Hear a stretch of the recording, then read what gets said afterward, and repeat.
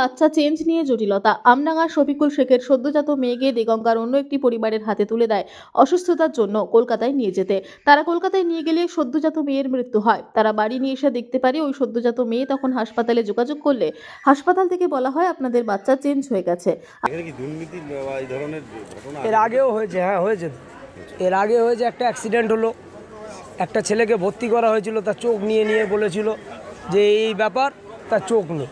এর আগেও দুর্নীতি এখানে প্রচুর হয়েছে, তারপরেও কেন এনারা সতর্ক হচ্ছে না, ঠিক হচ্ছে না, এটাই আমাদের বক্তব্য আর কি। আপনারা আসুন, আপনাদের ছেলেকে নিয়ে যান। কিন্তু যে পরিবারের মেয়ে চেঞ্জ হয়েছে তারা হাসপাতালে কান্নায় ভেঙে পড়েছেন। তাদের দাবি যদি সঠিক সময় হাসপাতালে নিয়ে যাওয়া হতো তাহলে হয়তো মারা যেত না। কার গাফিলতিতে এরকম ঘটনা ঘটলো পূর্ণাঙ্গ তদন্তের দাবি করেছেন তারা।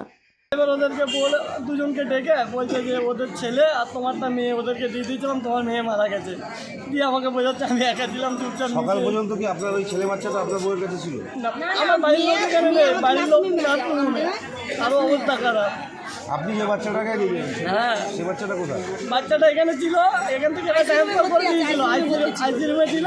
আইসি রুম থেকে এরা রেফার লিখেছে ফুলবাগান মানে ওদেরকে দিয়ে দিয়েছে বাচ্চাটা, রেফার লিখেছে ওদের নামে, আর ওদের বাচ্চা আমার নামে রেখে দিয়ে ওদের বাচ্চার ডিটেলস আমাকে বলছে, আর আমার বাচ্চার ডিটেলস ওদেরকে বলছে। বলে ওরা এসছে, ওরা যখন দেখছে মেয়ে, ওরা এবারে মেয়ে পেরিয়ড দিচ্ছে, ওদের ছেলে ওরা নিয়ে নেবে, ঠিক আছে। কিন্তু আমার মেয়েটা